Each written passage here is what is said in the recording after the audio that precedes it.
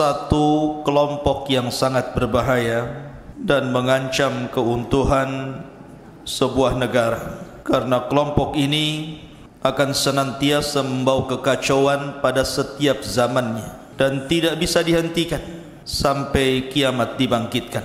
Kelompok ini disebut dengan Al-Khawarij, atau sekarang disebut dengan ideologi terorisme. Kita akan mengenal dari sisi sejarah apa itu Khawarij, kapan munculnya, siapa pengasasnya, kemudian bagaimana perkembangannya, dan bagaimana Khawarij ini muncul dari zaman ke zaman dan kelak yang terakhir menjadi para pengikut Dajjal. Ini yang kita akan bahas. Kita akan mengenal Khawarij dari sisi sejarah dulu sebelum saya jelaskan apa itu Khawarij, bagaimana sifat-sifatnya dan begitu seterusnya. Pemahaman Khawarij ini ikhwan dimulai dari zaman Nabi SAW. Jadi sejak zaman Rasul SAW masih hidup, Khawarij ini satu-satunya kelompok sesat yang muncul di zaman Rasul. Dan hadis-hadis tentang masalah Khawarij itu lebih dari 18 hadis, semuanya sahih bicara tentang Khawarij. Karena memang ini satu-satunya kelompok yang muncul di zaman Rasul. Tapi kalau kelompok sesat yang lainnya seperti Qadariyah, Jahmiyah dan yang lainnya itu muncul setelah wafatnya Rasul. Jadi ini satu-satunya firqah yang muncul di zaman Nabi SAW, kemudian berkembang menjadi sebuah ideologi setelahnya. Bagaimana kisahnya? Ma'asyiral muslimin yang dimuliakan Allah Subhanahu wa taala, ketika Nabi SAW melakukan peperangan, dalam sejarah ada namanya perang Hunain. Perang Hunain ini dimenangkan kaum muslimin dan kaum muslimin mendapatkan harta ghanimah, harta rampasan perang yang begitu banyak. Bahkan suatu ketika Ali radhiyallahu an mengirim emas kepada Nabi sallallahu alaihi wasallam, hasil rampasan perang itu dengan wadah kulit di mana emas itu belum dibersihkan dari tambangnya, masih emas batangan. Kemudian Nabi sallallahu alaihi wasallam ketika itu memanggil orang-orang yang baru masuk Islam supaya teguh keislamannya. Di antaranya 4 orang dipanggil Nabi sallallahu alaihi wasallam. Yang pertama namanya Uyainah ibn Hisni. Uyainah ibnu Hisni diberikan emas yang banyak kepada dia. Yang kedua Al-Aqra ibn Habis, juga diberikan emas banyak kepada Al-Aqra ibn Habis ini. Kemudian Zaid Al-Khayli, Zaid Al-Khayli juga mendapatkan emas yang banyak dari Nabi SAW. Kemudian yang keempat namanya Alqamah ibn Thulatha, Alqamah ibn Ulatha. Alqamah ibn Ulatha juga mendapatkan emas yang banyak. Ini permulaan Nabi SAW membagi-bagikan ghanimah kepada orang-orang yang baru masuk Islam, khususnya dari kalangan muhajirin, orang-orang Mekah. Tiba-tiba kemudian datang seorang laki-laki namanya Dzul Khuwaisirah. Seorang laki-laki namanya Dzul Khuwaisirah. Dzul Khuwaisirah ini ikhwatu fiddin yang dimuliakan Allah Subhanahu wa taala adalah cikal bakal Khawarij. Jadi tokohnya dimulai daripada nama Dzul Khuwaisirah. Dzul Khuwaisirah ini namanya Khurqus ibn Zuhair At-Tamimi. Nama Dzul Khuwaisirah itu adalah Khurqus ibn Zuhair At-Tamimi. Karena Dzul Khuwaisirah ini ada 2. Ada Dzul Khuwaisirah Al-Yamani, orang Badui. Di zaman Nabi SAW tiba-tiba ada orang Badui masuk masjid, kemudian kencing di pojok masjid. Sahabat marah karena masjid ini bukan tempat kencing. Hampir-hampir para sahabat kemudian mencaci maki Dzul Khuwaisirah ini. Tapi Nabi SAW melarang dan mengatakan, da'uhu, tinggalkan dia kencing. Maka sahabat pun pergi. Selesai kencing, Nabi SAW mengatakan dengan membawa satu timba dan mengatakan, ambillah air di sana, kau siramkan tempat kencingmu ini. Kemudian Nabi SAW menasihati bahwa masjid ini tempat solat, tempat zikir dan baca Quran, bukan untuk kencing. Maka kelembutan Nabi SAW menjadikan hati Dzul Khuwaisirah ini lembut. Sampai-sampai dia mengatakan, Allahumma arhamni wa Muhammadan wa la tarham minhum ahada. Ya Allah, rahmati aku dan Muhammad saja, dan jangan kau rahmati mereka-mereka yang melotot kepada aku. Ini Badui namanya Dzul Khuwaisirah, tapi bukan Dzul Khuwaisirah ini. Dzul Khuwaisirah lain, namanya Khurqus ibn Zuhair At-Tamimi. Itu Dzul Khuwaisirah, tokohnya Khawarij. Karena ketika Nabi SAW membagi-bagi harta rampasan perang itu kepada 4 orang dan juga yang lainnya, Dzul Khuwaisirah ini merasa Rasul SAW tidak berbuat adil, sehingga Nabi SAW dituduh oleh Dzul Khuwaisirah curang dalam pembagian. Datanglah Dzul Khuwaisirah ke hadapan Rasul dan mengatakan, i'dil ya Muhammad, adilah engkau wahai Muhammad. Rasul marah, ikhwan. Di dunia ini siapa yang lebih adil dibandingkan Rasul? Makanya Nabi SAW mengatakan, illam a'dil faman ya'dil. Kalau aku tidak adil, siapa lagi yang lebih adil dibandingkan diriku, kata Rasulullah. Maka kemudian orang ini pergi. Setelah pergi kemudian Nabi SAW mengisyaratkan ke pundaknya, apa katanya? Ya khuruju nasun, akan keluar manusia-manusia min di hadar rajul, dari pundak orang ini. Maksudnya manusia-manusia yang sama sifatnya,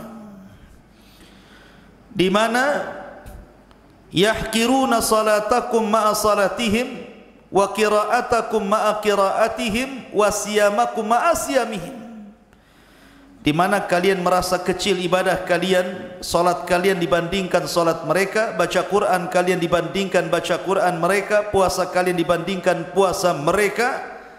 Tapi kata Rasul, yaqra'unal Quran la yujawizu hanaqirahum, mereka membaca Quran tidak sampai di tenggorokan mereka. Yamruquna minad din kama yamruqus sahmu minar ramiyah, mereka melesat dari agama seperti melesat anak panah dari busurnya. Kata Nabi SAW, fa idza laqitumuhum faqtuluhum fa inna fi qatlihim ajrun. Kalau kau dapati mereka, perangi mereka, bantai mereka, karena dalam membantai mereka ada pahala besar di hadapan Allah Azza wa Jalla. Dari sini Nabi SAW mengisyaratkan bahwa akan muncul orang-orang yang memiliki 2 sifat. Pertama, mencela agama manusia, dan yang kedua, talabud dunia, mencari dunia. Karena Dzul Khuwaisirah ini, dia datang kepada Nabi SAW mencela agama Rasul. Adil wahai Muhammad, ini kan mencela Rasul SAW. Masa agama Rasul dicela?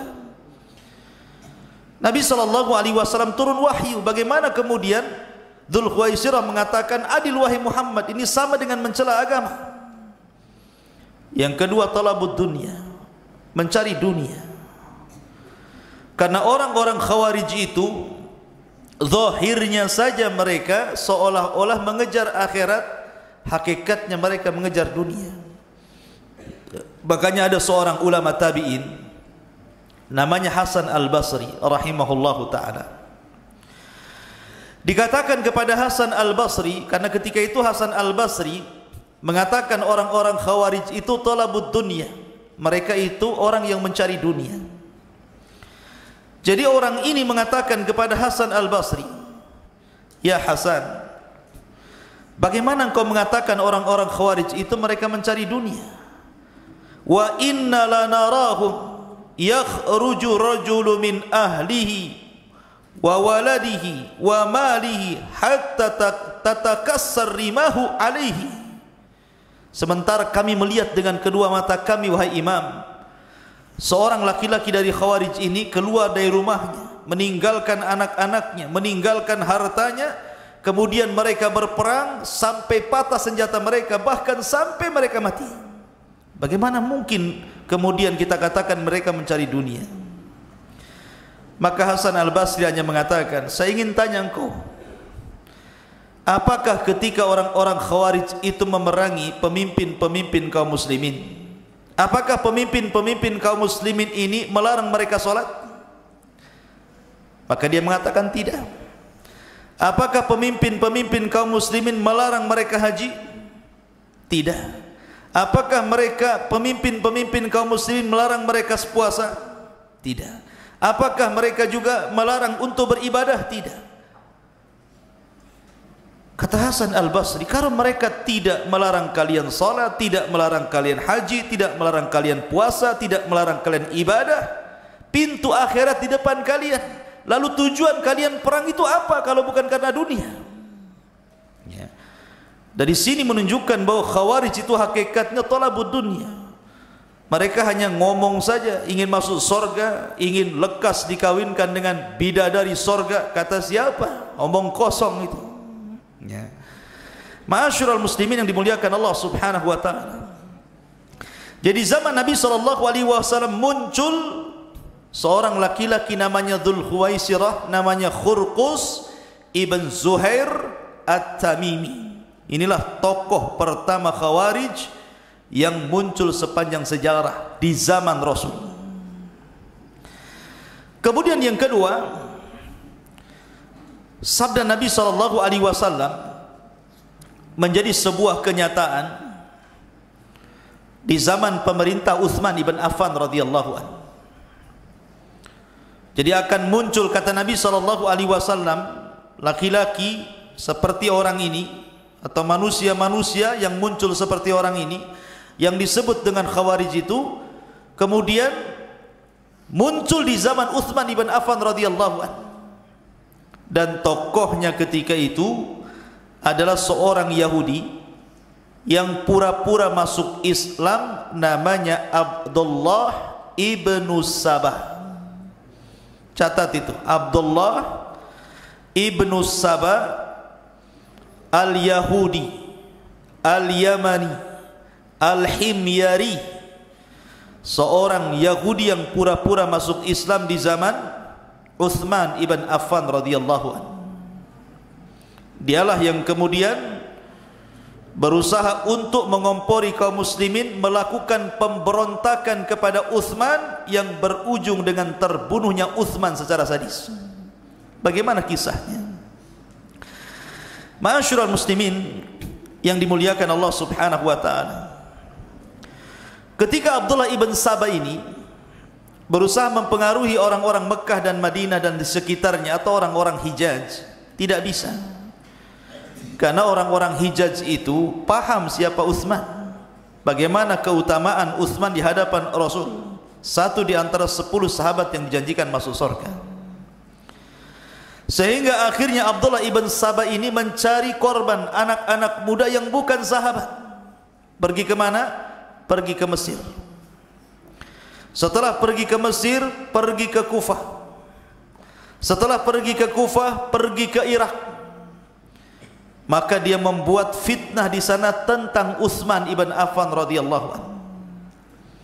Mereka membuat fitnah tentang Utsman dan berhasil.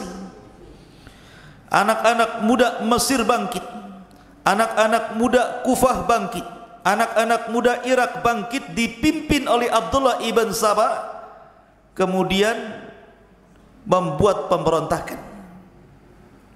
Maka dijadwalkanlah orang-orang ini untuk berangkat menuju Mekah, karena ketika itu ibu kota kaum muslimin ada di Madinah.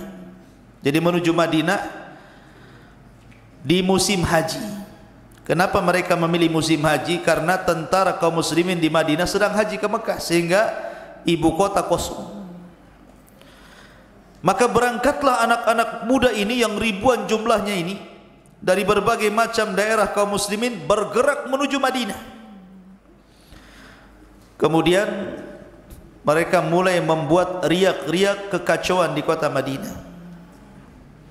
Mereka membawa Al-Quran dikalungkan di leher mereka. Ketika sampai di kota Madinah, mereka ditanya, apa tujuan kalian ke kota Madinah? Dengan bangganya mereka memegang mushaf yang ada di leher mereka dan mengatakan, inna hadza, sesungguhnya Al-Quran, sesungguhnya ini Al-Quran, amara bihadza an nadriba bihadza kullaman lam yu'min bihadza. Lihat bahasanya.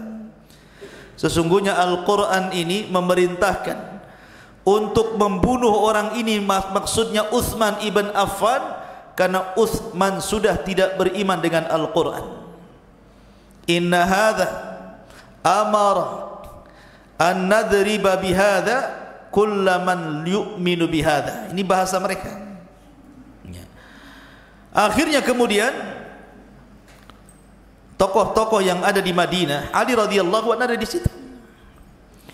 Kemudian Ali radhiyallahu anhu mulai mengundang para demonstran ini, orang-orang yang memberontak ini, berdialog kepada mereka. Tujuan kalian itu apa sebenarnya? Kenapa kalian berontak kepada Amirul Mukminin, pemerintah yang sah, Utsman ibn Affan radhiyallahu anhu? Maka mereka mengatakan ada 5 syubhat, ada 5 perkara, catat. Kenapa mereka memberontak Utsman itu? Ini alasannya 5.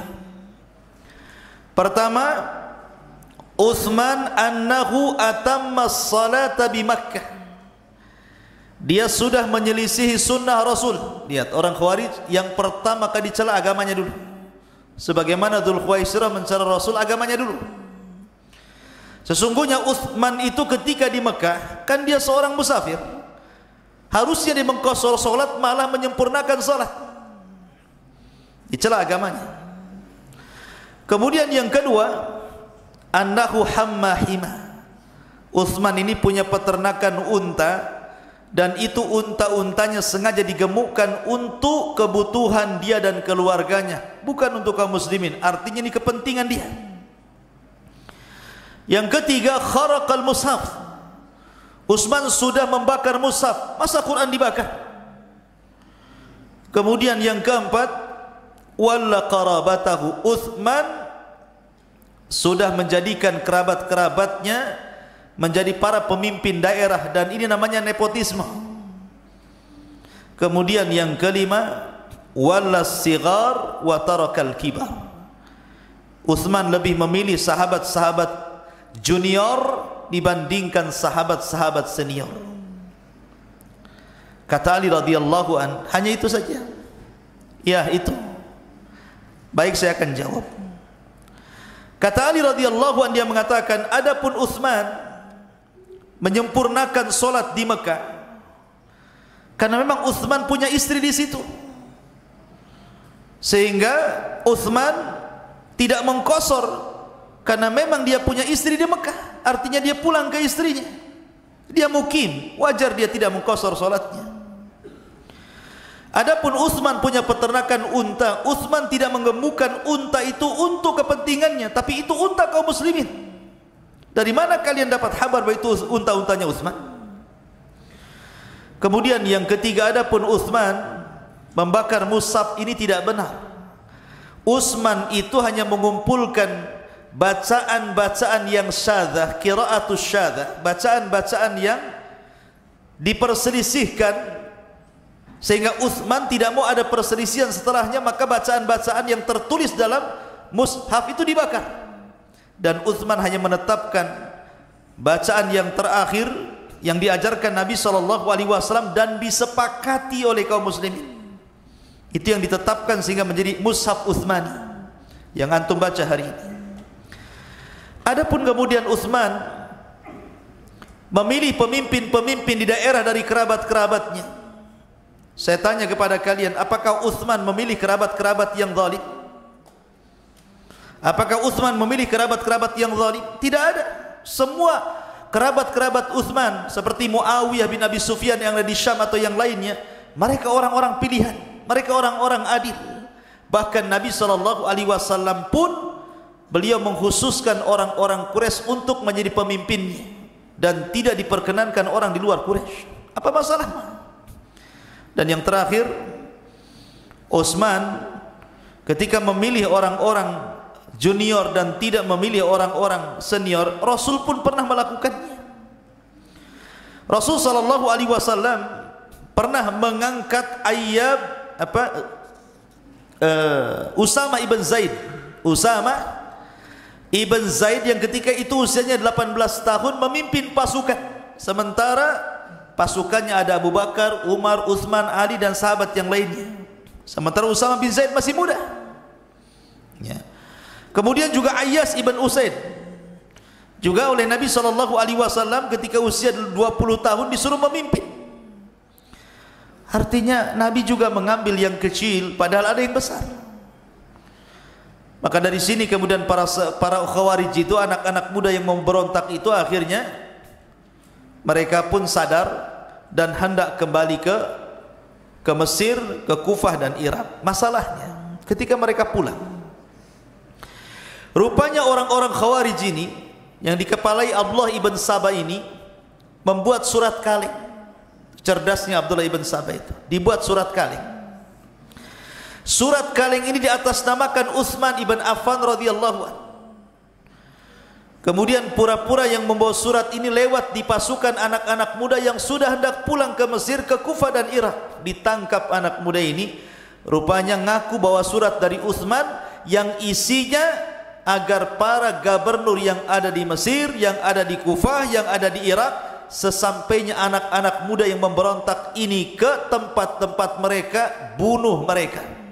Sementara mereka berada di tengah perjalanan.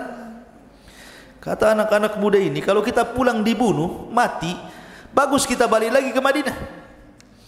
Akhirnya mereka balik lagi ke Madinah. Sampai di Madinah, Utsman mengatakan, bukankah sudah selesai urusan kalian dengan diriku? Apalagi? Apalagi? Tiba-tiba mereka mengatakan, tidak ada surat yang kami dapati dari dirimu bahwa engkau menulis seperti ini, bahkan ada tambahan lagi, engkau juga mengirim surat ke Syam kepada Muawiyah agar mendatangkan pasukan besar kemudian membantai kami. Dari sini kemudian marahlah anak-anak muda ini. Dari sini akhirnya terjadi pengepungan rumah Utsman selama 40 hari. Utsman tidak bisa keluar. Sahabat tidak ada sedang haji. Orang-orang di Madinah ketakutan luar biasa karena ini jumlahnya bukan jumlah sedikit, ribuan. Maka selama 40 hari Utsman tidak bisa keluar. Jangan lagi ke pasar, ke Masjid Nabawi yang ia luaskan masjid itu tidak bisa keluar. Betul-betul diboikot Utsman itu. Tidak ada makanan minuman yang masuk. Ma'asyiral muslimin yang dimuliakan Allah Subhanahu wa taala, sampai pada waktunya ketika kemudian Utsman ibn Affan radhiyallahu anhu ketika itu sudah dikepung, rupanya datang tokoh-tokoh mereka yang kemudian menjadi para pembunuh Utsman belakangan, dan itu yang dikenal 3 orang. Pertama, Kinanah ibn Bishr. Kinanah ibn Bishr. Yang kedua Sudan ibn Imran. Sudan ibn Imran. Dan yang ketiga Amr ibn Hamik. Amr ibn Hamik. Kinanah ibn Bishr, Sudan ibn Imran, dan Amr ibn Hamik. Ma'asyiral muslimin yang dimuliakan Allah Azza wa Jalla, di hari ketika Utsman ibn Affan radhiyallahu anhu dikepung oleh pasukan Khawarij ini, ikhwan, Ketika itu Utsman ibn Affan radhiyallahu an berusaha berceramah kepada mereka. Kata Utsman ibn Affan radhiyallahu an, "Afikum Ali, afikum Talha, afikum Sa'd bin Abi Waqqas, afikum Zubair ibn As." Bukankah di hadapan kalian ada Ali, ada Talha, ada Sa'd ibn Abi Waqqas, ada Zubair ibn Awwam? Maka mereka mengatakan, ya. Ya, betul. Kata Utsman, katakan kepada mereka, kepada Ali, kepada Talha, kepada Sa'd bin Abi Waqqas, kepada Zubair ibn atau Zubair bin Awwam, pasti mereka tahu Nabi SAW pernah bersabda tentang diriku, "Man ishtara bi'ra rumah falahul jannah." Barang siapa yang membeli sumur rumah, maka bagi dia surga. Kata Utsman, "Ana ashtaraituha," aku yang membeli sumur itu. Dan Nabi SAW mengatakan, "Man jahaja jaisyal usra falahul jannah." Barang siapa yang menyiapkan tentara kesulitan dalam Tabuk, maka dia dapat surga. Kata Utsman, aku yang mempersiapkan perbekalan pasukan itu.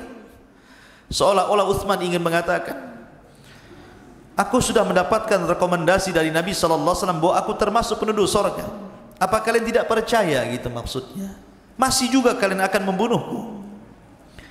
Ikhwan, ketika itu banyak para sahabat Nabi SAW menawarkan untuk membela Utsman. Salah satunya Hasan, Husain, kemudian Abu Hurairah radhiyallahu an, kemudian Abdullah ibn Umar, Abdullah ibn Abbas, dan sahabat yang lainnya datang kepada Utsman menawarkan dirinya. Tapi Utsman mengatakan, pergi kalian, jangan ikut campur dengan urusanku di sini. Kenapa? Karena Utsman bermimpi masalahnya.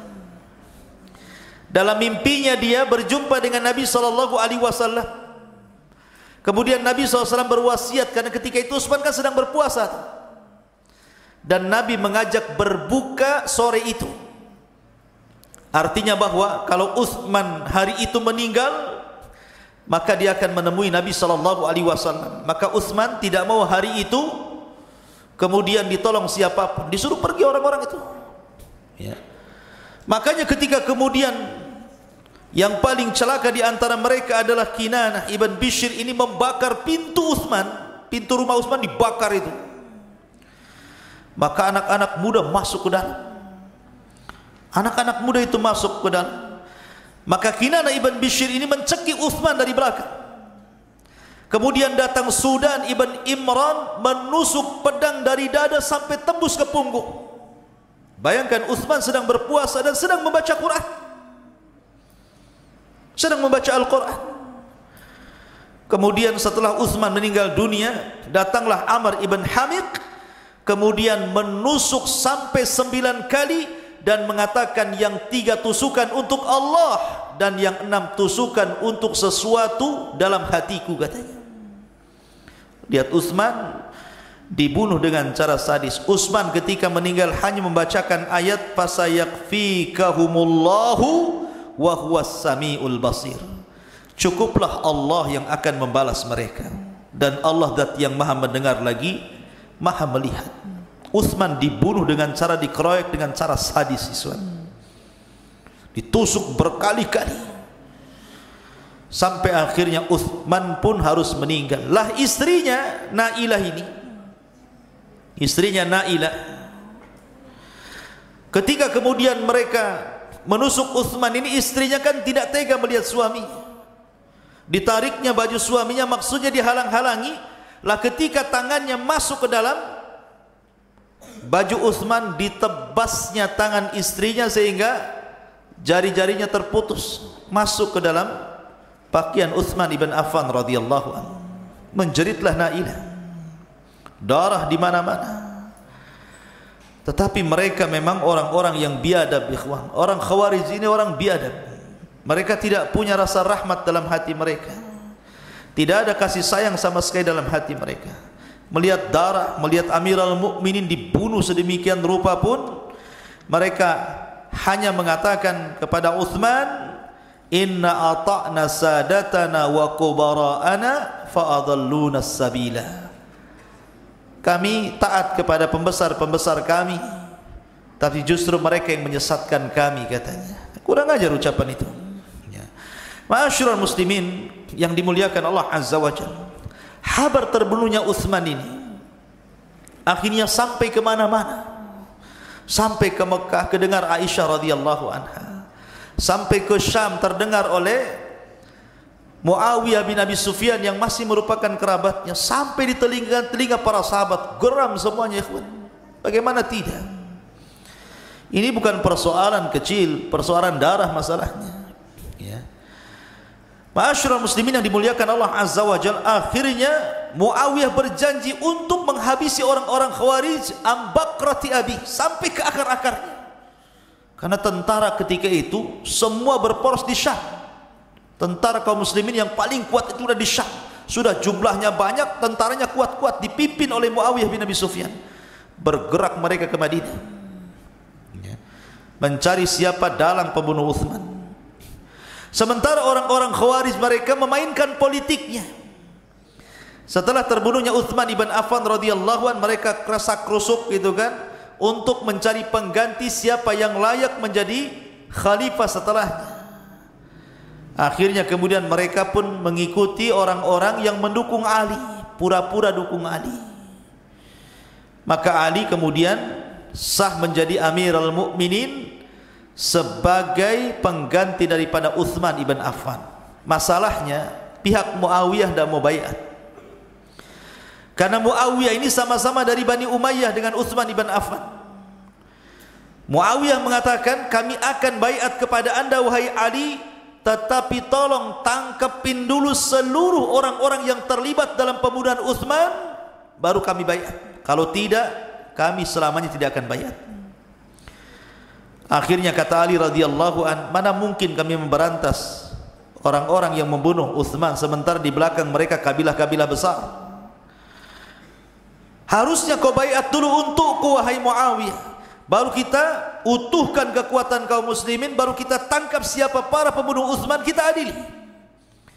Tapi Muawiyah tidak mau, kekeh dengan ijtihadnya, sebagaimana Ali juga berdiri di atas ijtihadnya. Akhirnya kemudian berseberanganlah antara Ali dan Muawiyah bin Abi Sufyan, antara kubu Madinah dengan kubu Syam.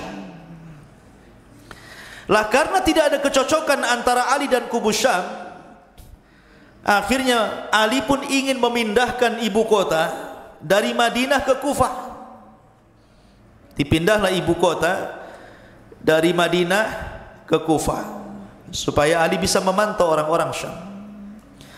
Setelah pindah kemudian ibu kota dari kota Madinah ke Kufah, siapa yang nyangka takdir Allah Subhanahu wa taala, rupanya terjadi perang antara pasukan Ali radhiyallahu an dan pasukan Muawiyah ibn Abi Sufyan, yang dikenal perang itu sebagai perang Siffin. Perang apa? Perang Siffin.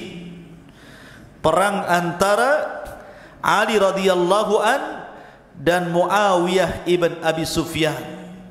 Di sini banyak para sahabat meninggal dunia. Tapi di sini pula kemudian kebenaran nampak. Artinya bahwa Ali radhiyallahu an di atas kebenaran dan yang salah Muawiyah. Dari mana tahunya? Dari terbunuhnya Ammar ibn Yasir. Ada sahabat namanya Ammar ibn Yasir yang orang tuanya dibunuh Abu Jahal secara sadis. Yasir dan Sumayyah. Kemudian Ammar ini ketika hijrah dari Mekah ke Madinah membuat Masjid Nabawi. Ammar ini kan kuat orangnya. Kalau kerja bakti itu bawa banyak batu kemudian diangkat untuk membuat Masjid Nabawi. Karena takjubnya Nabi SAW memuji Ammar. Tapi kata Nabi SAW di ujung hadis mengatakan, ya Ammar sataqtuluka fi'atun baghiyah. Wahai Ammar, engkau akan dibunuh oleh para pemberontak. Rupanya ketika pecah perang itu antara kubu Ali dan Muawiyah bin Abi Sufyan, rupanya Ammar meninggal dunia dan Ammar berada di posisi Ali radhiyallahu anhu. Jadi sabda Nabi SAW yang mengatakan, wahai Ammar, engkau akan dibunuh oleh para pemberontak, maksudnya fi'atun baghiyah, fi'ah yang memberontak adalah pihaknya Muawiyah karena tidak baiat kepada Ali. Ya. Makanya Ali radhiyallahu an ketika ditanya tentang mauqif Muawiyah, kata Ali, hum ikhwanuna baghaw alaina. Mereka masih saudara kita, tapi mereka melampaui batas kepada kita. Bughat. Ya. Ma'asyiral muslimin, ikhwatu fiddin dimuliakan Allah azza wa jalla. Akhirnya karena Muawiyah tidak mau, maka Ali radhiyallahu an juga tidak bisa mengalahkan tentara Muawiyah karena sama-sama kuatnya. Akhirnya terjadilah apa yang disebut dengan tahkim. Tahkim itu bahasa kita gencatan senjata. Gencatan senjata. Melakukan perdamaian dengan mengutus sahabat mulia Amr bin As radhiyallahu an dan juga Abu Musa al-Ash'ari radhiyallahu an. Jadi satu kubu mengutus Abu Musa al-Ash'ari, kubu lain mengutus Amr ibn As. Lah Amr bin As dengan Abu Musa al-Ash'ari inilah yang kemudian berdamai, menuangkan bulir-bulir kesepakatan.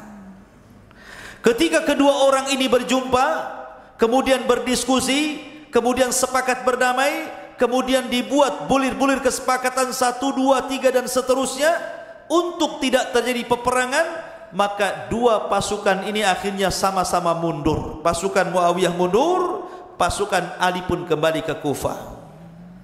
Setelah dua orang ini berdamai.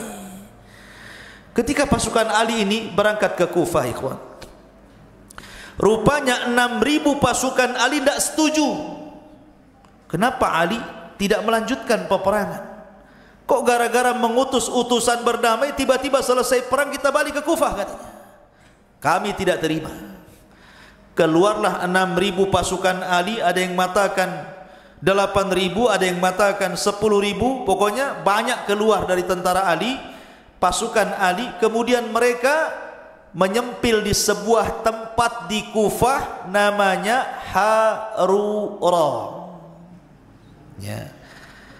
Jadi pasukan yang menyempil dari pasukan Ali ini kemudian keluar sebanyak 6.000 atau 8.000, kemudian mereka menyempil di sebuah desa yang disebut dalam sejarah namanya Harura, sebuah tempat kecil di Kufah. Mereka tidak setuju dengan Ali radhiyallahu an. Ya. Maka Ali radhiyallahu an ketika itu, ikhwan, merasa kasihan dengan mereka. Apa salah saya sehingga mereka harus keluar? Rupanya mereka punya alasan. Ali dah gak benar, katanya.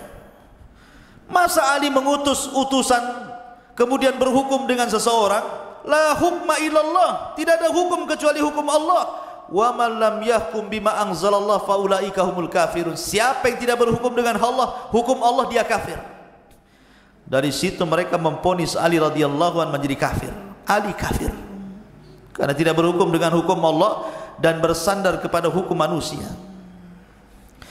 Ma'asyiral muslimin yang dimuliakan Allah azza wa jalla, Ali pada permulaannya membiarkan kelompok yang nyempil itu.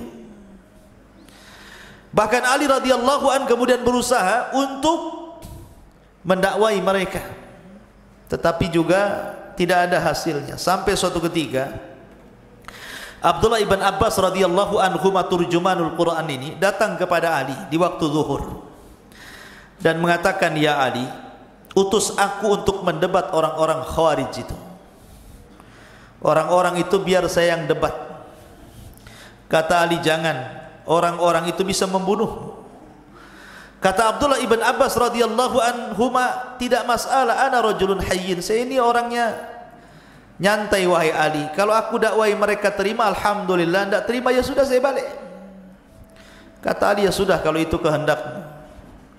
Maka Abdullah ibn Abbas radhiyallahu anhuma pulang pakai baju yang sangat bagus, pakai harum-haruman, disisir rambutnya, ganteng, kemudian keluar dari rumah menuju Harura.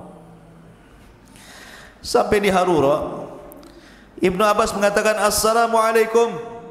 Tidak dijawab karena menurut mereka Ibnu Abbas itu kafir, masalahnya mendukung Ali. Mereka yang mengatakan, apa yang kau kehendaki wahai Ibnu Ammi Rasul, anak paman Rasul? Kemudian tiba-tiba pemimpin orang Khawarij mengatakan, ya ayyuhal mujahidin, ya ayyuhal muwahhidin. Tahukah engkau siapa dia? Dia adalah Ibnu Abbas yang dikatakan dalam Al-Quran, innahum qaumun khasimun. Dia dan kabilahnya Quraisy adalah tukang debat, jangan dilayan katanya. Sudah takut duluan. Kata Abdullah ibn Abbas radhiyallahu anhu, tidak, aku ini diutus oleh sahabat Rasul, Muhajirin dan Ansar. Kenapa kalian bisa keluar dari tentara Ali? Apa masalah kalian? Maka mereka mengatakan, tiga wahai Ibnu Abbas, kenapa kami sampai keluar dari tentara Ali? Satu, katanya, kenapa Ali berhukum dengan hukum manusia? Kenapa tidak berhukum dengan kitabullah? Kenapa dia mengutus orang untuk berdamai? Ya. Kalau seandainya kita diajak perang oleh Ali radhiyallahu an, sementara Muawiyah itu dianggap kafir, harusnya kita perang habis-habisan melawan orang kafir. Kita ambil harta rampasan perangnya. Kalau seandainya kemudian Ali menganggap Muawiyah masih muslim, kenapa pula kita kaum muslimin berperang dengan orang muslim? Tiba-tiba berdamai seperti ini, kami tidak mau. Lalu yang kedua, kita perang bukan hanya di Siffin, tetapi ada juga perang Jamal.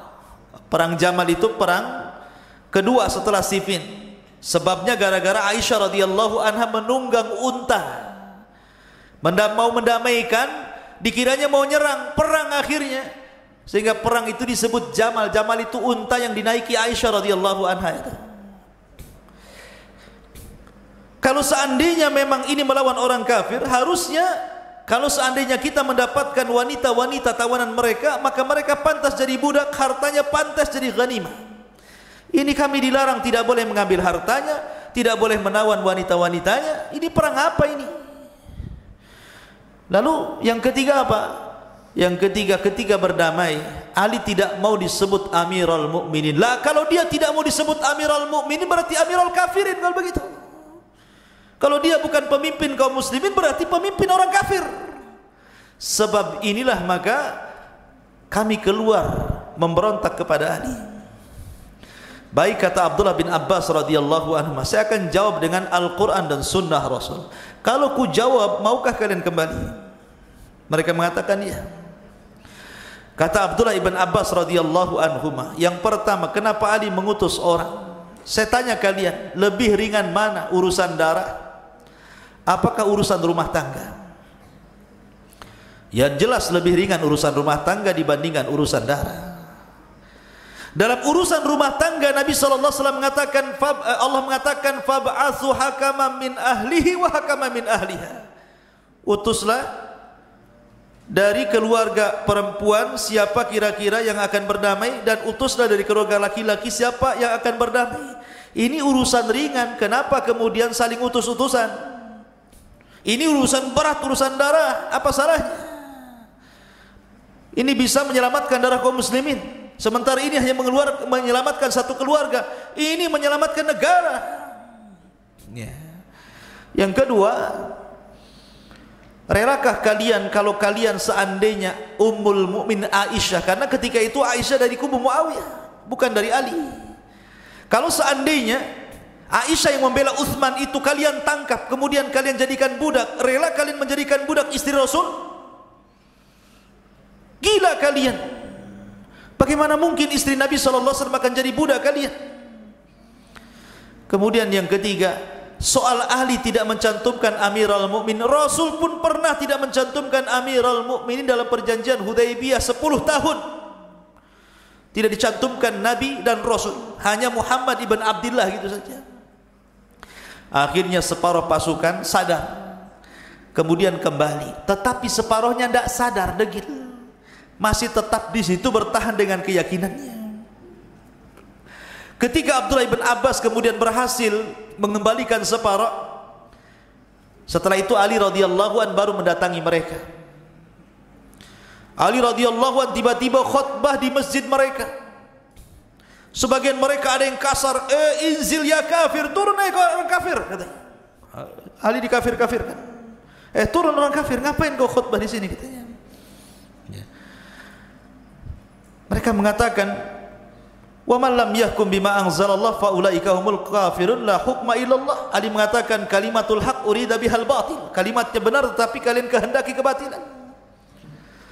Masalahnya apa? Kemudian mereka mengatakan, engkau telah berhukum dengan hukum manusia, la hukma illallah, tidak ada hukum dengan hukum Allah. Kata Ali radhiyallahu an, kalau begitu datangkan Quran kepadaku. Diambilnya Al-Quran besar. Kemudian kata Ali, hei Quran, bicara kamu. Quran mana bisa bicara kalau nggak dibaca? Bicara kamu. Apa yang saya lakukan ini salah katanya. Ya Quran tidak bisa bicara. Maka orang-orang Khawarij mengatakan, ya Ali bukan seperti itu. Bahwa pemahaman dalam Al-Quran itulah yang mengatakan kau telah kafir. Berdebatlah mereka dengan Ali radhiyallahu, intinya mereka tidak mau kembali kepada Ali. Baik, kata Ali, begini saja, saya tidak akan melarang kalian untuk sholat di masjid-masjid kaum muslimin. Saya tidak akan menyerang kalian selama kalian tidak menyerang kami, dan kalian tetap mendapatkan bagian fai, harta ghanimah, maksudnya harta rampasan tanpa ada peperangan. Maka Ali meninggalkan mereka dan mereka tetap di Harura. Ali berjanji tidak akan memerangi mereka kecuali mereka sudah memerangi, artinya sudah menghalalkan darah kaum muslimin. Sampai pada waktunya, ikhwan, ada seorang sahabat Rasul namanya Abdullah ibnu Khabab ibnu Arat. Abdullah ibnu Khabab ibnu Arat. Abdullah ibn Khabab ibn Arat ini orang kepercayaan Ali. Dia putra daripada Khabbab bin Arat, sahabat Nabi SAW. Dia bawa istrinya, dia bawa budaknya, dia bawa anaknya pulang menuju Kufah. Rupanya lewat di desa Harura tadi, ditangkap sama orang-orang Harura itu, orang-orang yang nyempil dari pasukan Ali yang tinggal sedikit itu, ditangkap. Kemudian dibawa ke tepi sungai. Ke tepi sungai dibawa.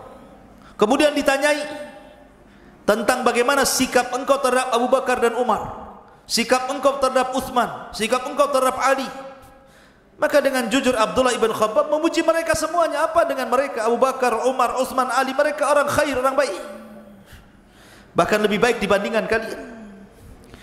Akhirnya mereka geram. Kemudian mereka hendak membunuh keluarga Khabbab ibn Arat, Abdullah ibn Khabbab ibn Arat, dibawa ke tempat lain. Sepanjang perjalanan ini lewat di kebun kurma. Kebun kurma itu milik orang Nasrani. Ada satu kurma jatuh, diambil.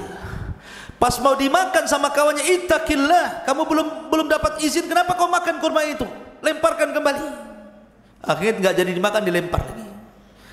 Kemudian berangkat lagi, ketemu babi di tengah jalan, hampir ditebas, betul-betul ditebas, kemudian mati babi itu. Kata kawannya, kenapa kau bunuh babi itu? Babi itu milik orang dhimmi, orang kafir dhimmi, kau harus minta maaf, katanya. Akhirnya ketika ketemu orang yang punya babi, minta maaf, saya sudah bunuh babimu, katanya. Akhirnya kemudian terakhir, ketika Abdullah ibn Khabbab bin Arat ini sudah sampai di tempat eksekusi kematian, kata Abdullah ibn Khabbab bin Arat, kalian ini aneh. Kalian pura-pura zuhud melihat kurma jatuh dan itu milik orang Nasrani. Kemudian kalian tidak mau makan, langsung dilempar. Kemudian ketika kalian membunuh babi, kemudian kalian harus minta izin dulu, minta uzur karena sudah membunuh babinya. Sekarang kau akan membunuh aku? Lebih mahal mana darahku dengan darah babi itu? Tapi tetap saja akhirnya Abdullah ibn Khabbab bin Arat pun dibantai orang Khawarij. Sampai jariyahnya yang sedang hamil ditusuk perutnya, dibelek keluar ususnya, dibunuh bayinya sampai mati semua di situ. Lihat dahsyatnya orang-orang Khawarij, tidak ada rahmat sama sekali. Akhirnya kemudian kabar pembunuhan Abdullah ibn Khabbab bin Arat sampai ke telinga Ali, marah Ali. Ali sudah ngomong, aku tidak akan perangi kalian sebelum kalian merangi kami. Ini sudah menghalalkan darah kaum muslimin. Maka Ali mempersiapkan pasukan besar, dikirimnya ke Harura, dibantai mereka semua sama Ali radhiyallahu an, karena mereka sudah mulai menghalalkan darah kaum muslimin. Dari sini ma'asyiral muslimin yang dimuliakan Allah Azza wa Jalla, makanya Khawarij ini asasnya 3 dari semua kisah yang saya ceritakan. Pertama, mereka khuruj, memberontak kepada pemerintah yang sah. Dan khurujnya itu, memberontaknya itu karena ada sebuah pemahaman yang disebut dengan takfir, mengkafir-kafirkan. Dia kafirkan Ali, dia kafirkan orang-orang yang mendukung Ali, dan begitu seterusnya. Kemudian yang ketiga, berakhir menghalalkan darah kaum muslimin. Dibunuhnya Abdullah ibn Khabbab ibn Arat. Pertama khuruj, memberontak. Memberontak kepada siapa? Memberontak kepada Uthman, berakhir dengan terbunuhnya Uthman. Kemudian di zaman Ali memberontak kepada Ali radhiyallahu anhu. Kemudian yang kedua takfir, dikafir-kafirkannya Ali. Kemudian yang terakhir halal darah kaum muslimin, dibunuhnya Abdullah ibn Khabbab ibn Arat. Dari sini Nabi SAW mengatakan, fa idza lakitumuhum faqtuluhum fa inna fi qatlihim ajrun. Apabila kau dapati mereka, bantai mereka, perangi mereka, karena engkau kalau mendapati mereka dan memerangi mereka, dalam memerangi mereka itu dapat pahala besar, karena mereka itu orangnya sadis, tidak punya rahmat. Nabi SAW itu pernah 13 tahun betul-betul dihabisi dakwahnya orang-orang Quraisy. Orang-orang Quraisy itu menghabisi dakwah Rasul dengan berbagai macam cara, mulai dari ucapan, perbuatan, sampai kepada tingkat upaya pembunuhan, sehingga Rasul hijrah ke Madinah. Setelah kemudian Rasul kuat dari Madinah, akhirnya Mekah dikuasai dalam perang Fathu Mekah. Nabi SAW memaafkan orang-orang musyrik itu. Rasul ketika berdiri di Bukit Safa, dia melihat orang yang pernah menghinanya, yang pernah menyakitinya, yang pernah menyakiti para sahabatnya. Rasul melihat muka-muka orang itu. Tapi Nabi SAW mengatakan, idhabu fa antumut tulaqa, pergi kalian, kalian sudah aku maafkan. Padahal mereka orang-orang musyrik. Tetapi giliran Nabi SAW bicara tentang Khawarij, yang mereka dikias, yang disifatkan ahli ibadah, ahli puasa, ahli baca Quran, mata mereka cekung karena suka qiyamul lail, kurus mereka, badan mereka kurus karena biasa berpuasa, dan lisan-lisan mereka rusak gara-gara banyak membaca Quran. Tetapi Nabi SAW mengatakan, fa idza lakitumuhum faqtuluhum qatla adin. Apabila kau dapati mereka, perangi mereka, binasakan mereka seperti Allah binasakan kaum Ad. Kenapa? Ya. Kenapa orang musyrik dimaafkan sama Rasul, orang Khawarij tidak dimaafkan? Karena orang-orang Khawarij ini bahaya sekali. Kita lihat hari ini orang-orang Khawarij yang melakukan bom-bom bunuh diri itu, ikhwan. Orang-orang itu jahil, masih muda, tidak punya agama. Jarang orang yang melakukan bunuh diri itu seorang kakek yang usianya 80-9 tahun itu tidak pernah saya dapat berita. Karena enggak bunuh diri pun mati dia. Sudah 80 tahun, dah waktunya mati. Lihat kayak kemarin kejadian bom bunuh diri itu. Datang ke Mabes, ke kantor lagi ke Mabes gitu kan. Perempuan 25 tahun, ngacung-ngacungkan senjata, ya didor sama polisi. Ya. Tapi lihat usianya 25 tahun, 35 tahun, 30, masih muda. Hati-hati antum ini. Ya. Jangan suka kemudian belajar tanpa guru, karena biasanya orang-orang yang terkena paham ini, gurunya itu kalau ndak mbah Google, mbah YouTube biasanya. Ya, jadi mereka berselancar di Google, ketemu web, ketemu ini, dibaca, terpengaruh, daftar, bom bunuh diri. Luar biasa ya. Ma'asyiral muslimin yang dimuliakan, kita kembali. Maka kemudian Ali radhiyallahu membuat pasukan besar untuk apa? Menghabisi orang-orang Khawarij yang sudah membunuh Abdullah ibn Khabbab ibn Arat ini. Di mana?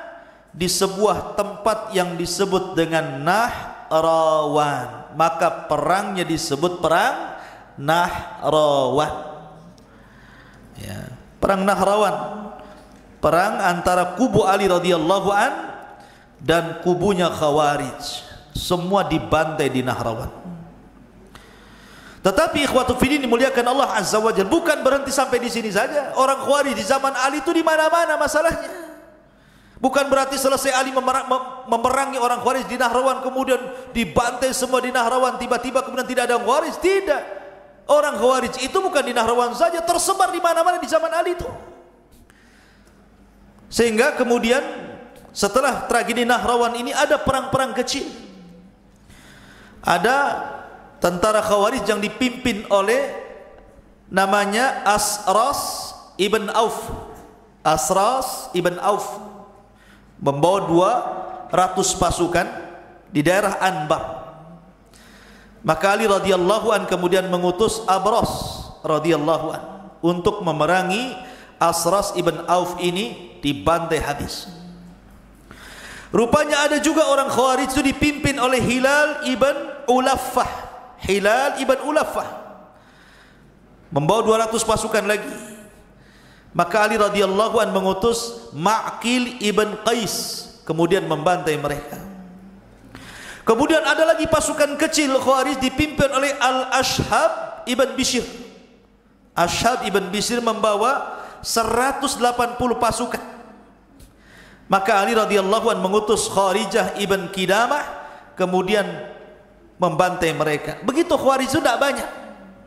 Teroris-teroris itu tidak banyak mereka, 1, 2, tapi buat kacau. Ya. Di zaman Ali itu tidak banyak, paling berapa ratus, taruh ribuan. Sampai akhirnya ada namanya Abu Maryam. Abu Maryam membawa 400 pasukan. Ini orang gila ini Abu Maryam ini. Dia dijuluki Syuja, orang paling pemberani zaman itu. Abu Maryam Khawarij ini pemberani. Kenapa saya katakan pemberani? Membawa 400 pasukan menyerang ibu kota. Bayangkan, ibu kota. Semua tentara ada di ibu kota, diserangnya ibu kota. Ini di depan mereka ribuan orang tentara Ali. Dia cuma membawa 400 pasukan. Saking beraninya itu Abu Maryam Khawarij. Maka Ali radhiyallahu an kemudian mengutus Shuraih ibn Hani. Shuraih ibn Hani kemudian membantai mereka, tidak tersisa kecuali 50 orang. Mereka menyerah tobat, kemudian diobati. Rupanya sudah diobati, kumat lagi penyakitnya, berontak lagi. Begitulah orang Khawarij. Makanya Rasul mengatakan di dalam hadis Nabi SAW tentang Khawarij ini sampai-sampai dikatakan oleh Abdullah ibn Sirin, Muhammad ibn Sirin radhiyallahu an,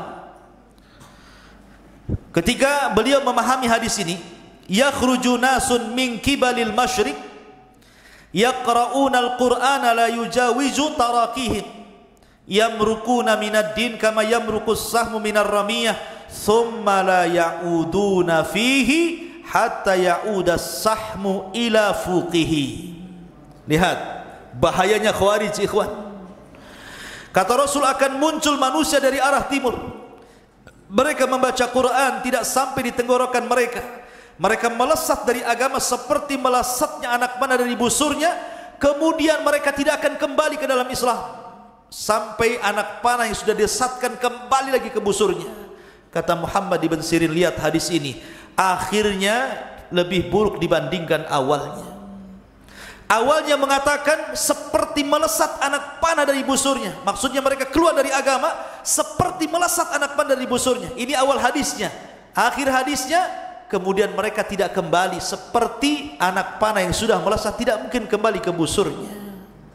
Begitu susah taubatnya orang Khawarij itu. Sampai yang 50 orang ini, pasukan Abu Maryam ini sudah diberantas Ali. Akhirnya menyerah yang 50 orang, kemudian bertobat di hadapan kaum muslimin. Rupanya di zaman Umar bin Abdul Aziz buat ulah lagi, berontak lagi kepada Umar bin Abdul Aziz, dibantai Umar bin Abdul Aziz. Lihat Khawarij ini, penyakit bahaya ideologi ini kalau sudah nempel susah dicuci itu otaknya tuh. Makanya jangan sampai anak-anak muda seperti antum-antum ini masuk, karena kalau sudah masuk susah keluar tuh masalahnya. Ya. Kata Muhammad ibn Sirin, lihat akhir hadis lebih bahaya dibandingkan awalnya. Ma'asyiral muslimin yang dimuliakan Allah Azza wa Jalla.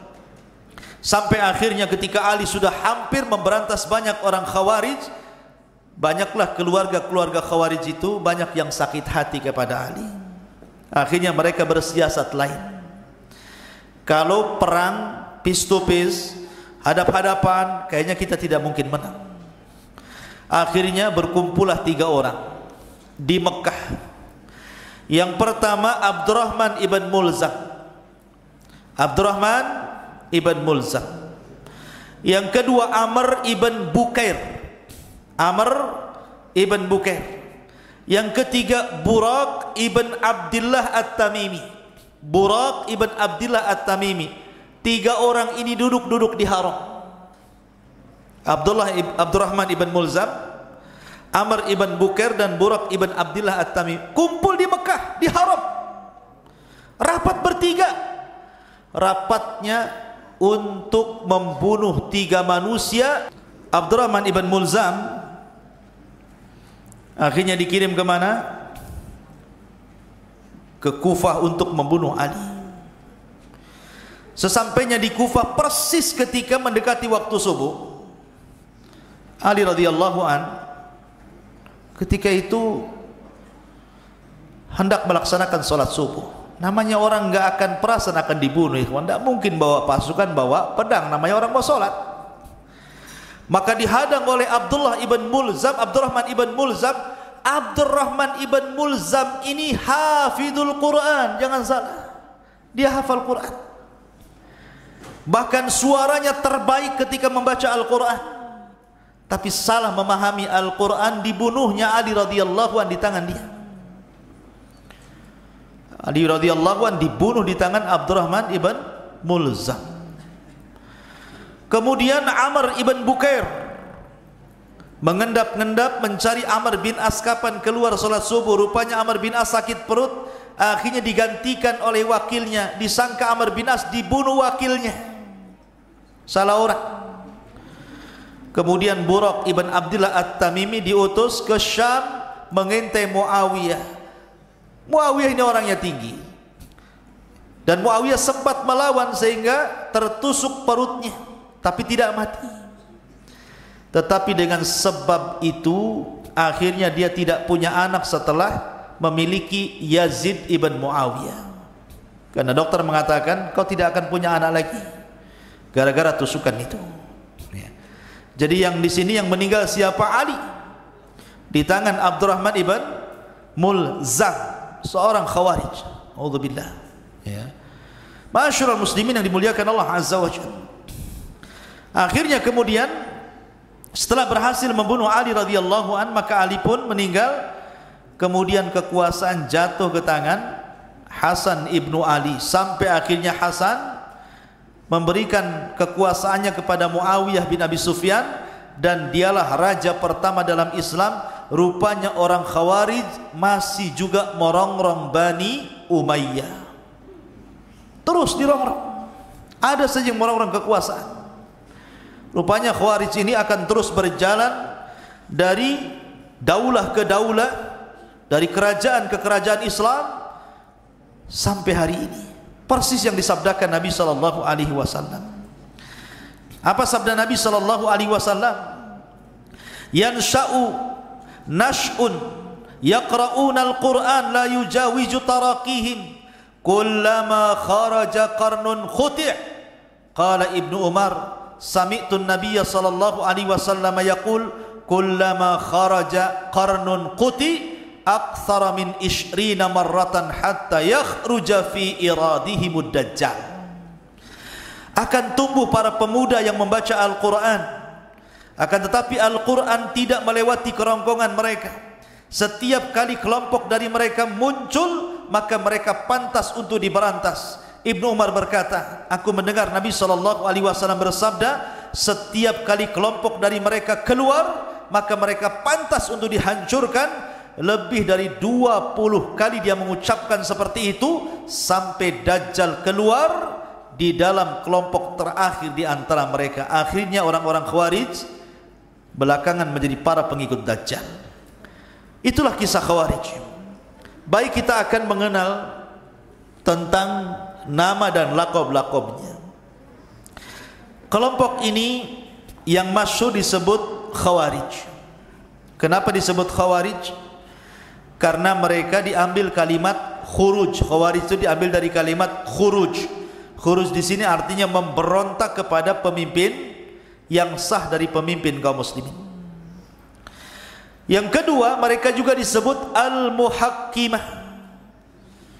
Karena mereka memberontak disebabkan tahkimnya Ali radhiyallahu anhu dengan Muawiyah. Mereka juga disebut al-haruriyah karena mereka kemunculannya berasal dari satu desa di Kufah namanya desa Harura.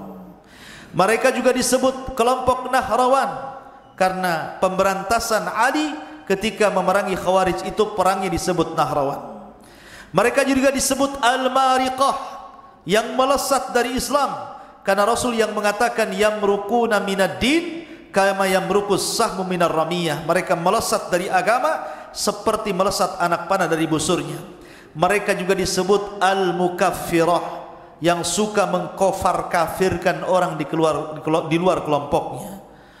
Kemudian mereka juga disebut sabaiyah karena cikal bakal orang Khawarij pun didirikan oleh Abdullah ibn Saba, maka disebut sabaiyah. Mereka juga disebut nasibah karena mereka sangat mencela keluarga Nabi SAW termasuk Ali radhiyallahu anhu. Itu nama-nama Khawarij. Intinya mereka Khawarij. Lalu sifat-sifatnya seperti apa? Sifat-sifat Khawarij itu. Yang pertama, sifat Khawarij itu mereka mengkafirkan manusia karena dosa besar. Siapapun yang melakukan dosa besar kafir.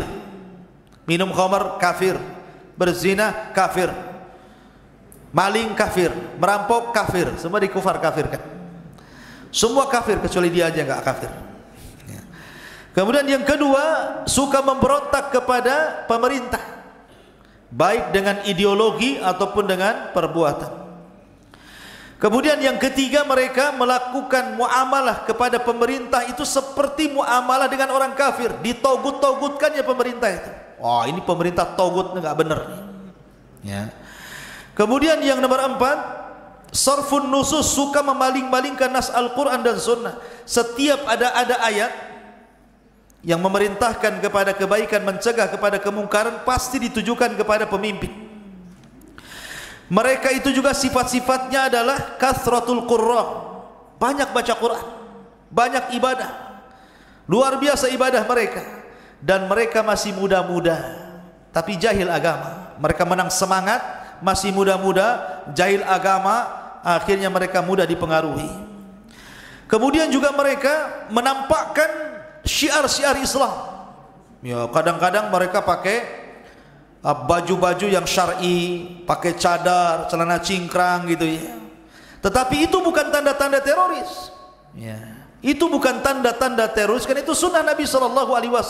Mereka hanya ria saja, ingin menampakkan bahwa mereka di atas Islam. Ya. Karena terorisme ini ideologi.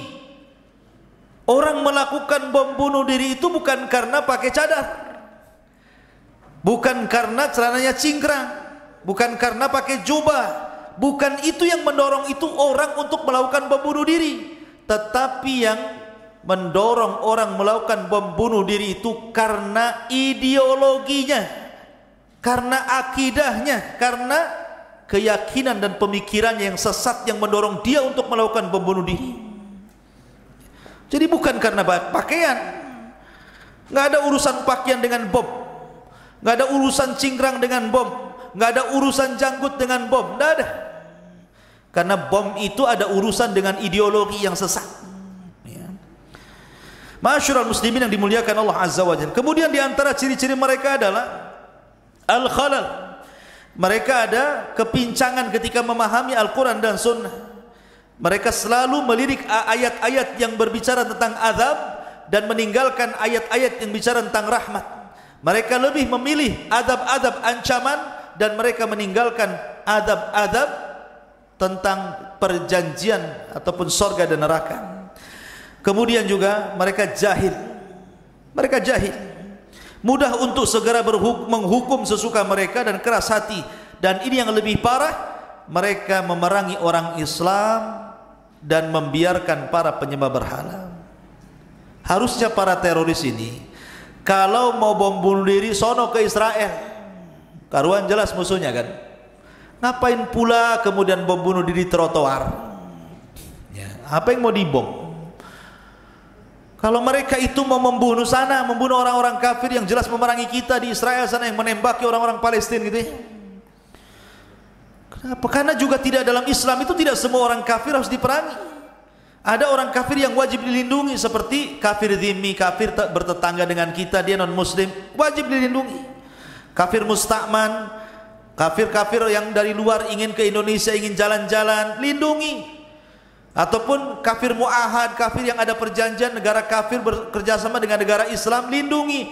Kecuali kalau dia sudah angkat parang, angkat pedang, angkat pisau, mau nusuk, lain ceritanya. Tak mungkin ditusuk antum diam saja. Ya, pasti dia melawan kan gitu ya. Kalau mereka sudah mengangkat senjata, baru kita angkat senjata, itu namanya kafir harbi. Itu yang diperangi. Ya. Masyarul muslimin, yang kemudian mereka juga ghulu, ekstrim terhadap agama. Dan mereka juga tidak suka dengan para ulama. Sejak dulu Khawarij itu tidak ada sahabat Rasul, tidak ada ulama di balik mereka, tidak ada fuqaha di balik mereka. Mereka hanya kumpulan anak muda yang semangat tapi sesat, akhirnya kemudian melakukan aksi-aksi yang tidak terpuji dalam Islam. Makanya Syekhul Islam Ibnu Taimiyah mengatakan la lil islami nasaru wala lil kuffari kasaru. Perbuatan mereka itu tidak menolong umat Islam, ya juga tidak menghancurkan orang kafir. Islam tidak tertolong dengan perbuatan mereka, justru Islam semakin buruk. Dan mereka juga tidak menghancurkan orang kafir, tetap saja orang kafir kuat. Bahkan terkadang ada orang-orang kafir menjadikan isu teroris masuk ke negara-negara Islam, cari teroris, ngomongnya rupanya cari minyak di negara itu. Isunya teroris, padahal yang dicari minyak. Dia bantai dihancurkannya negara-negara kaum muslimin, dijadikan isu nasional. Oleh karena itulah maka ikhwatu fiddin yang dimuliakan Allah Azza wa Jalla, Khawarij ini bahaya. Ingat, saya nasihatkan, kenapa saya lebih nasihat malam ini khusus bicara Khawarij, ikhwan? Karena sasaran orang Khawarij itu usia-usia kayak antum ini. Bukan orang-orang yang sudah tua, kayak antum ini, apalagi di zaman sekarang ini, zaman globalisasi, yang dekat menjadi dekat sekali, yang jauh juga menjadi dekat gara-gara handphone, Facebook, YouTube, macam-macam, sehingga informasi mudah diserap. Maka kalau kita tidak dibekali pemahaman ini, dikhawatirkan antum pulang main YouTube, main handphone, akhirnya masuk ke web mereka, pulang bukan ke Jabal Uhud, naruh bom pula dalam perut, ya kan? Kita tidak tahu. Makanya ini pemahaman ini akan terus berjalan. Maka antum yang sudah ngaji malam ini, kasih tahu keluarganya. Kalau ada 3 ciri, antum punya tetangga nih cirinya. 1, ngajak memberontak pemerintah. Yuk kita turunkan pemerintah ini. Udah nggak beres pemerintah ini, banyak korupsi, pemerintah zalim, pemerintah togut, harus kita ganti. Allahu Akbar umpamanya. Nah, itu udah nggak beres tuh. Ya, jangan mau kalau sudah mau ngajak-ngajak berontak. 1. Yang kedua, kalau sudah mengkafir kafirkan pemerintah, oh pemerintah ini zalim, tidak berhukum dengan hukum Allah, berarti pemerintah ini togut, berarti kafir. Maka yang mendukungnya kafir, berarti menteri-menterinya kafir, berarti polisinya juga kafir, tentaranya kafir, TNI-nya kafir, partainya kafir, pendukungnya kafir, semua kafir, dia saja yang enggak kafir. Enak kali, ya kan? Semua kafir, dia tak kafir. Ini kalau sudah kufar kafir, hati-hati. Nah, ini ideologi yang kedua Khawarij. Yang ketiga nih, kalau sudah ngajak bom bunuh diri, diiming-imingi nanti langsung masuk surga. Kata siapa? Yang ada orang yang dicetak orang Khawarij untuk menjadi para pelaku bom bunuh diri itu sebenarnya sedang disiapkan untuk menjadi kilabu ahlin nar, anjing-anjingnya neraka, kata Rasulullah. Karena Khawarij itu anjing-anjingnya neraka. Jadi kalau orang mau untuk dijadikan pengantin bom bunuh diri, hakikatnya anda itu dijadikan anjingnya orang Khawarij untuk dimasukkan ke neraka. Makanya Rasul mengatakan hum kilabu ahlin nar, hum kilabu ahlin nar. Mereka adalah anjing-anjingnya neraka, mereka anjing-anjingnya neraka. Naudzubillah. Ya. Jadi orang Khawarij ini bahaya sekali, ikhwatu fiddin yang dimuliakan Allah Azza wa Jalla.